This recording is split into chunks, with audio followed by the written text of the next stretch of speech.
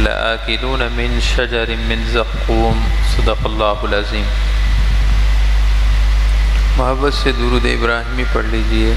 اللہم صلی علی محمد وعلی آل محمد كما صلیت علی ابراہیم وعلی آل ابراہیم انک حمید مجید۔ اللہم بارک علی محمد وعلی آل محمد كما بارکت علی ابراہیم وعلی آل ابراہیم انک حمید مجید۔ سورۃ الواقعہ کی بابرکت مبارک آیات میں اللہ تعالیٰ نے بائیں ہاتھ والوں کا اندوہناک اور ہولناک ذکر فرمایا ہے، اور فرمایا کہ وہ بد نصیب جھلسا دینے والی گرم لو، جھلسا دینے والی ہوا گرم لو میں ہوں گے، اور کھولتے ہوئے پانی میں ہوں گے، اور سیاہ دھوئیں کے سائے میں ہوں گے، اور وہ دھوئیں کا سایہ نہ ٹھنڈا ہوگا نہ آرام دہ، اس لیے کہ وہ جہنم سے اٹھنے والا دھواں ہوگا، اور وہ ان کے لیے مزید اذیت کا سبب ہوگا۔ ان کے اس طرح شدید عذاب میں مبتلا ہونے کی 3 وجہ بیان کی گئیں۔ پہلی تو یہ کہ وہ عیش پرستی میں مبتلا تھے، اللہ تعالیٰ کی اطاعت کو انہوں نے بالکل فراموش کر دیا تھا اور نفسانی خواہشات کی پیروی کرتے تھے۔ دوسری بات یہ کہ یصرون علی الحنث العظیم، وہ ایک بھاری گناہ، بڑے گناہ کو بے باک ہو کر کرتے تھے، نڈر ہو کر وہ بھاری گناہ کرتے تھے، یعنی شرک کرتے تھے۔ اور تیسری بات یہ ہے کہ انہوں نے مرنے کے بعد کی زندگی کو ایک فلسفہ اور کہانی سمجھا تھا، جیسے کہ کوئی جھوٹی کہانی ہو، من گھڑت قصہ ہو جو پہلے لوگ سنائے جا رہے ہوں اور ان تک پہنچا ہو۔ انہوں نے موت کے بعد کی زندگی، مرنے کے بعد دوبارہ اپنی قبروں سے اٹھ کھڑے ہونے کو ایک کہانی، جھوٹی کہانی سمجھی تھی، اور بڑے بے باک ہو کر کہتے تھے کہ اذا متنا وکنا ترابا وعظاما، کیا جب ہم مر جائیں گے، ہڈیاں مٹی ہو جائیں گی، تو کیا ہم دوبارہ زندہ کیے جائیں گے؟ وآباؤنا الاولون، اور ہمارے باپ دادا جو ہم سے پہلے ہو گزرے ہیں، کیا وہ بھی دوبارہ زندہ ہوں گے؟ اللہ تعالیٰ نے ارشاد فرمائے کہ جی ہاں بالکل، اے پیارے حبیب آپ ذرا ان کو اعلان فرما دیجئے اور ان کو خبردار کر دیجئے کہ ان الاولین والآخرین، ہماری شان یہ ہے کہ قیامت کے دن ہم اگلوں اور پچھلوں سب کو زندہ کریں گے۔ ان الاولین والآخرین لمجموعون، بے شک جو پہلے گزر چکے اور جو قیامت تک آنے والے ہیں، لمجموعون الی میقات یوم معلوم، ایک مقررہ دن، مقررہ وقت جو ہمارے ہاں طے شدہ ہے۔ اللہ تعالیٰ نے فرمایا جو ہمارے ہاں طے شدہ ہے، دن بھی مقرر ہو چکا ہے، وقت بھی مقرر ہو چکا ہے، مگر یہ ہمارے علم میں ہے، بس اس دن ہم سب کو جمع کریں گے۔ یہ اٹل فیصلہ ہے جس میں کوئی تبدیلی کی گنجائش نہیں ہے، تغیر کی گنجائش نہیں، یہ اٹل فیصلے ہیں۔ یہاں تک کہ آیات کا ترجمہ تفسیر آپ سن چکے تھے، چونکہ اگلا مضمون بھی اس سے متعلق تھا، اس لیے پچھلی آیات کا ترجمہ ہم نے دوبارہ دہرا دیا۔ ارشاد فرمائے ثم انکم ایھا الضالون المکذبون، اے راستہ بھول جانے والو اور اے جھٹلانے والو، صحیح راستے کو بھول جانے والو، اے کافروں مشرکوں اور اے فاسقوں، تمہارا اصل راستہ تو جنت کا راستہ تھا، تمہارا اصل راستہ تو اللہ کی اطاعت تھا، تمہارا حقیقی راستہ تو اللہ تعالیٰ کی رضا تھی، تم وہ راستہ بھول چکے ہو۔ اے راستہ بھول جانے والو اور موت کے بعد کی حقیقی زندگی کو جھٹلانے والو، لآکلون من شجر من زقوم، تمہیں لازماً زقوم کے درخت سے کھانا پڑے گا، تمہیں جبراً زقوم کے درخت سے کھانا پڑے گا۔ زقوم جہنمی درخت ہے، قرآن پاک کی کئی آیات میں اس کا ذکر ہے۔ جہنم کی ایک درخت کا نام ہے زقوم۔ جہنم خود بھی عذاب ہے، اور اس میں جتنی چیزیں بھی بیان کی جاتی ہیں وہ سب عذاب کی مختلف صورتیں ہیں۔ حدیث میں آتا ہے کہ جہنم میں خون کے دریا ہیں، یہ بھی عذاب کی کیفیت ہے۔ جہنم میں کھولتا ہوا پانی ہے، وہ کھولتا ہوا پانی کیا ہے؟ ماء صدید اہل جہنم، جہنمیوں کے جسم سے نکلنے والا پیپ وہ جہنم کا پانی ہے۔ تو زقوم بھی جہنمی درخت کا نام ہے۔ امام رازی رحمۃ اللہ علیہ نے تفسیر کبیر میں ارشاد فرمایا کہ زقوم کے درخت کے بارے میں قرآن کی آیات، احادیث اور مختلف روایات کا خلاصہ یہ ہے کہ زقوم ایک ایسا درخت ہے جس کو دیکھنا بھی کریہ المنظر ہے، بھیانک درخت ہے، دیکھنا بھی بھیانک ہے، اور اس کا ذائقہ بھی کڑوا ہے، شدید کڑوا، اور اس کی جو بو ہے ارشاد فرمائے کہ متنن اشد، او کما قال امام رازی فرمائے کہ اس کی جو بو ہے وہ بھی نہایت بدبودار ہے۔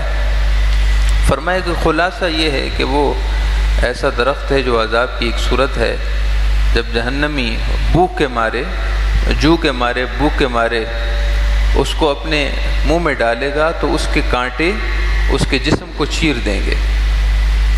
اس کے کانٹے، وہ کانٹے والا درخت ہے، اس کے کانٹے جسم کو چیر دیں گے۔ اور امام رازی نے یہ بھی فرمایا کہ وہ آگ ہے۔ وہ زقوم کا درخت دیکھنے میں ایک درخت ہوگا، بھیانک درخت، لیکن وہ اصل میں آگ ہے۔ انہا حرۃ، وہ ایک آگ ہے۔ لآکلون من شجر من زقوم، اللہ تعالیٰ نے ارشاد فرمایا کہ اے مجرموں، ضالون المکذبون، اے راہ گم کر دینے والو، گمراہو، اے جھٹلانے والو، تمہارے انکار کا مزہ تو تمہیں ہم آخرت میں چکھائیں گے۔ تم ہمارا انکار کر رہے ہو، قیامت کا انکار کر رہے ہو، تمہیں دوبارہ زندہ کیا جانا حق ہے، تم اس کے منکر ہو رہے ہو، ہم اس کا مزہ تو تمہیں آخرت میں چکھائیں گے۔ لآکلون من شجر من زقوم، تمہیں لازماً جبراً نہ کھانا چاہو گے پھر بھی کھانا پڑے گا زقوم کا درخت۔ فمالئون منها البطون، پھر جب تمہیں پیاس لگے گی، فمالئون منها البطون، اور تم اس زقوم کے درخت سے پیٹ بھرو گے، اس زقوم کے درخت سے پیٹ بھرو گے اور وہ تمہارے پیٹ کو پھاڑ دے گا۔ پھر تمہیں پیاس لگے گی اور پیاس سے تم پکارو گے کہ ہمیں کچھ پینے کے لیے دیا جائے، تو تمہیں کھولتا ہوا پانی دیا جائے گا۔ فشاربون علیہ من الحمیم، پھر زقوم کے درخت پر وہ اس کے بعد پھر کھولتا ہوا پانی پئیں گے۔ وہ جو جہنمیوں کے جسم سے نکلنے والا پیپ ہے، حدیث میں آتا ہے کہ وہ ایسے جوش مارتا ہوگا جیسے کہ پانی فل بھرپور آگ جل رہی اور وہ جوش مارتا ہے، اس طرح وہ جوش مارے گا، لیکن اس کے باوجود شدت پیاس کی وجہ سے وہ اس کو پئیں گے۔ وشاربون علیہ من الحمیم، پھر پینا پڑے گا اس پر کھولتا ہوا پانی، اور وہ ایسے پئیں گے فشاربون شرب الہیم، جیسے کہ پیاس کا مارا اونٹ پیتا ہے۔ یہ قرآن کے الفاظ ہیں، اس میں کوئی لفظ اپنی طرف سے ایڈ نہیں کیا جا رہا، تفسیری حساب سے نہیں ہے، قرآن کی آیت کا نص ہے، صریح نص ہے۔ وشاربون شرب الہیم، وہ اس کھولتے ہوئے پیپ کو اس طرح پئیں گے، شرب الہیم، جیسے پیاس کی بیماری والا اونٹ پیتا ہے۔ ہیم عربی زبان میں اس اونٹ کو کہتے ہیں کہ جس کو پیاس کی بیماری لگ گئی ہو۔ چنانچہ عربی مورخین نے، عرب کے جو ماہرین ہیں، وہ فرماتے ہیں کہ الابل العطاش التي لا تروى ابدا، ہیم اس اونٹ کو کہتے ہیں کہ جو سیراب نہ ہوتا ہو، پانی پر پانی پیتا رہے، پانی پر پانی پیتا رہے، اس کی پیاس نہ بجھے، ایسے اونٹ کو عربی زبان میں الہیم کہتے ہیں۔ تو اللہ تعالیٰ نے ارشاد فرمائے کہ وہ ایسے غلیظ پانی کو، ایسے گرم پانی کو جو اصل میں پانی نہیں ہوگا، وہ شدید اہل جہنم ہوگا، جہنمیوں کے جسم سے نکلنے والا پیپ ہوگا، پیاس اس قدر سخت ہوگی کہ وہ اس پانی کو ایسے پئیں گے جیسے ایسا اونٹ پیتا ہے جس کو پیاس کی بیماری ہو۔ ایک اور ہیم کا معنی بھی عربی لغت میں موجود ہے۔ ہیم ایسی ریگزار ریگستان کی ایسی زمین کو کہتے ہیں جو خشکی رہتی ہو، ریتیلی زمین۔ اب اس پر جتنا بھی پانی بہا لیا جائے تو اس میں پانی جذب ہی ہوتا رہتا ہے۔ تو ایسی ریگزار کی ریگستان کی ایسی ریتیلی زمین جس پر پانی بے حساب بہا دیا جائے پھر بھی وہ سب چوس لے اور خشک رہے، ایسی زمین کو بھی ہیم کہتے ہیں۔ ہیم الارض السہلۃ ذات الرمل، ایسی ریت والی زمین جو خشک رہتی ہو، اس زمین کی پیاس نہ بجھتی ہو۔ اللہ تعالیٰ نے ارشاد فرمایا ان جہنمیوں کا ایسا حال ہوگا فشاربون شرب الہیم، وہ اس زمین کی طرح یا اس پیاسے اونٹ کی طرح اس پانی کو پئیں گے۔ اور اللہ تعالیٰ ارشاد فرماتا ہے ھذا نزلہم یوم الدین، یہ قیامت کے دن ان کی ضیافت ہوگی۔ ضیافت اور مہمان نوازی یہ ایک ایسا لفظ ہے جو عزت کے لیے استعمال ہوتا ہے، لیکن جب کسی کے ناشکری پر اس کو سزا دی جائے تو پھر بطور طنز اس طرح کا جملہ عام طور پر معروف ہے۔ اللہ تعالیٰ نے اسی انداز میں ارشاد فرمایا ہے کہ ھذا نزلہم یوم الدین، یہ ان کی ضیافت ہوگی قیامت کے دن۔ اچھے کام کرتے تو اچھی ضیافت ہوتی، برے کام کیے تو بری ضیافت ہے، جو کیا اس کا نتیجہ بھگتیں گے۔ محترم معزز سامعین کرام، ان آیات کو بار بار پڑھنے سے اندازہ یہ ہوتا ہے کہ حقیقت کچھ اور ہے۔